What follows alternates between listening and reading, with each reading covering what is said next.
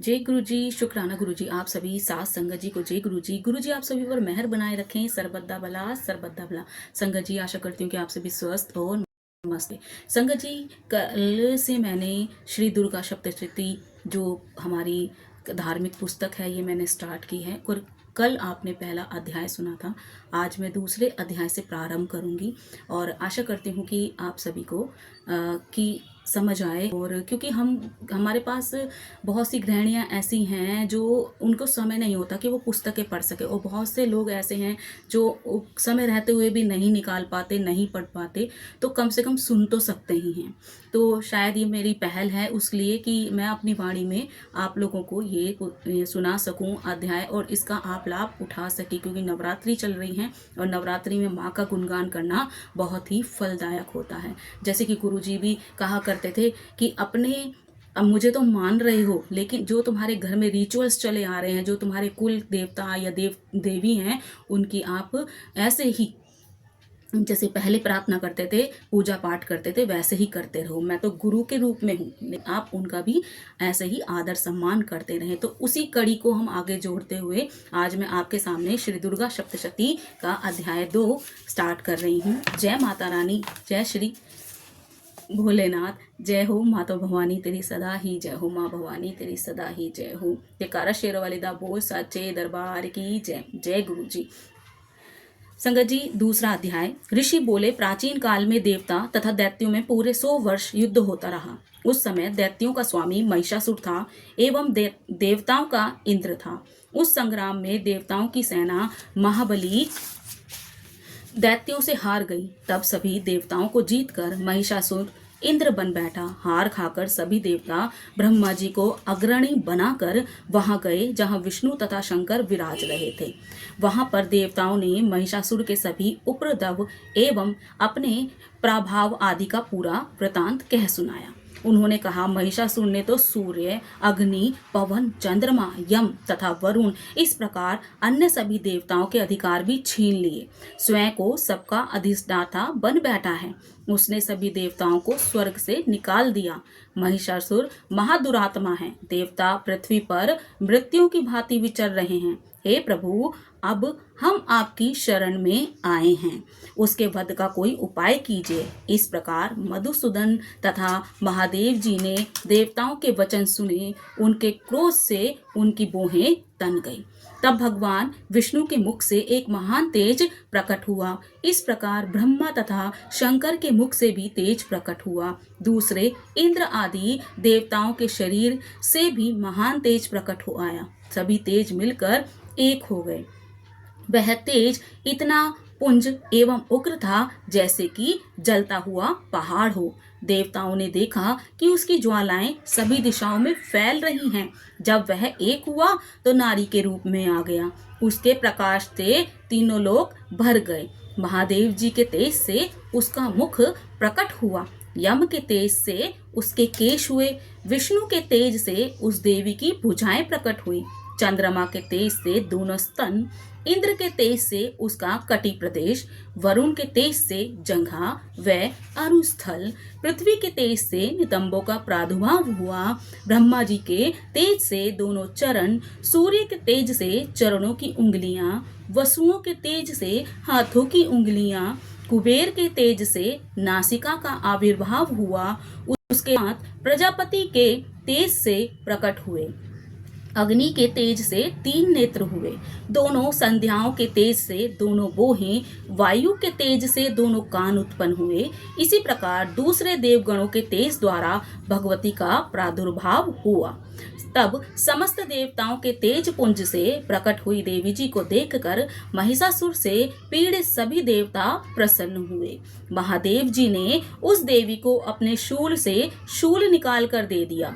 श्री विष्णु जी ने अपने सुदर्शन चक्र से चक्र प्रकट करके दिया। वरुण ने शंख तथा अग्नि ने उसे शक्ति दी। मारुत ने धनुष दिया और बाणों से भरपूर 2 तरकस दे दिए। इंद्रराज इंद्र ने अपने वज्र से वज्र पैदा करके दिया। फिर सहस्त्र नेत्र इंद्र ने ऐरावत हाथी से घंटा दिया। यमराज ने कालदंड से दंड प्रकट करके दिया। सागर पति ने रुद्राक्ष माला अर्पित की। ब्रह्मा ने कमंडल भेंट किया। सूर्य ने भगवती के सभी रोमकूपों में अपनी किरणें प्रदान की। काल ने तलवार तथा उत्तम ढाल अर्पण की। क्षीर सागर ने हार, कभी पुराने न होने वाले 2 वस्त्र भेंट किए। इसी प्रकार चूड़ामणि, दिव्य कुंडल तथा 2 कड़े भी भेंट किए तथा चमकता हुआ अर्धचंद्र, सभी भुजाओं के लिए बाजूबंद, चरणों के लिए नुपुर, कंठ के लिए सर्वोत्तम कंठला भेंट किया। इस प्रकार सभी उंगलियों के लिए रत्न जड़ित मुद्रिकाएं प्रदान की।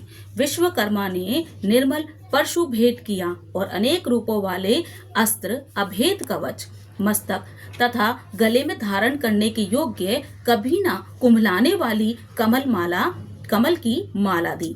जल्दी ने उसे बहुत सुंदर कमल दिया। हिमाचल ने वाहन के लिए सिंह व और भी अनेक प्रकार के रत्न भेंट किए। कुबेर ने सुरपूर्ण पात्र दिया। सभी नागों के स्वामी शेषनाग ने महामणियों से सुशोभित नागहार दिया, जो शेष जी इस पृथ्वी को धारण किए हैं। इसी प्रकार दूसरे देवताओं ने भी भूषण तथा आयुधों से द्वारा देवी का सत्कार किया। तब तो भगवती अट्टहास करके ऊंचे स्वर से गर्जना करने लगी। उसके भयानक नाद से सारा आकाश भर गया। तब देवगण प्रसन्न होकर उस सिंहवाहिनी देवी की जय जयकार करने लगे। मुनियों ने भक्ति भाव से नम्र होकर देवी जी की स्तुति की। देवताओं के शत्रुओं ने सारी त्रिलोकी को शोकग्रस्त होते हुए देखा। तब सारी सेना को कवच आदि के लिए तैयार करके अस्त्र शस्त्र लेकर उठ खड़े हुए महिषासुर क्रोध में आकर बोला, अरे ये क्या हो रहा है। इतना कहकर सभी देवताओं के साथ घिरकर उस सिंहनाद की ओर भागा। वहां जाकर उसने तीनों लोकों को अपने तेज से प्रकाशित करती हुई देवी को देखा। उस देवी के चरणों के भार से पृथ्वी दबी जा रही थी।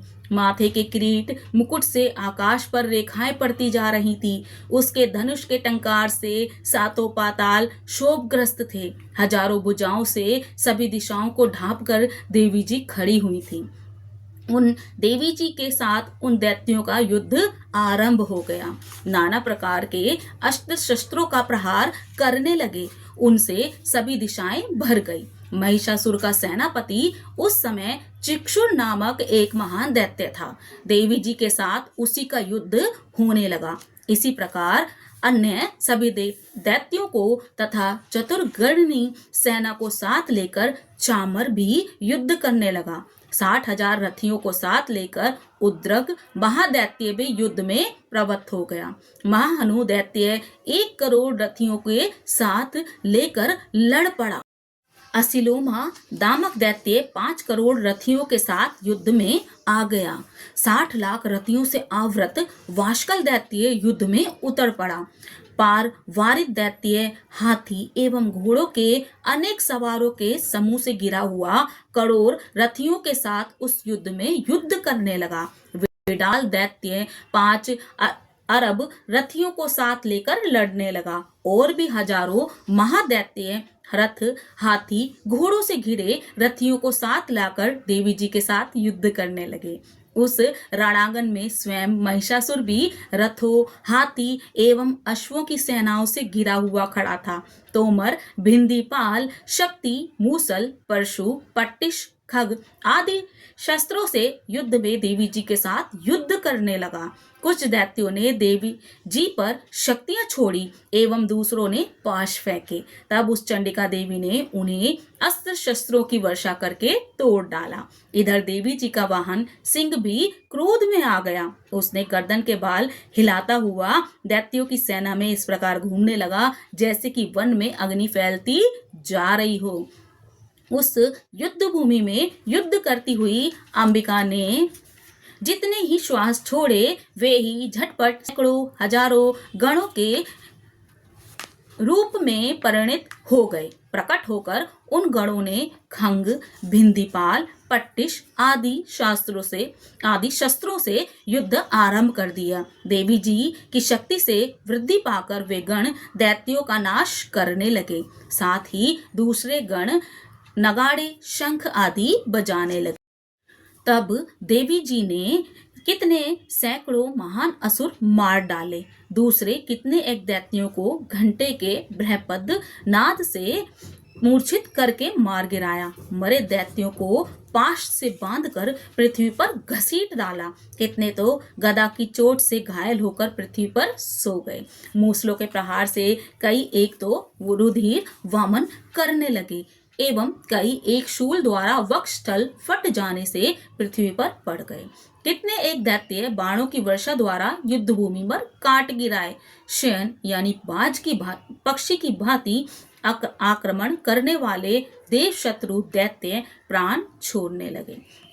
कितने एक दैत्यों की भुजाएं कट गई, दूसरों की ग्रीवाएं छिन्न भिन्न हो गई। कई दैत्यों के सिर कट गए, दूसरे मध्य से विदीर्ण हो गए। कुछ दैत्यों की जगहें कट गई और पृथ्वी पर गिर गए। और एक दैत्य को तो एक भुजा, एक आंख, एक पांव करके दो दो टुकड़े कर डाला।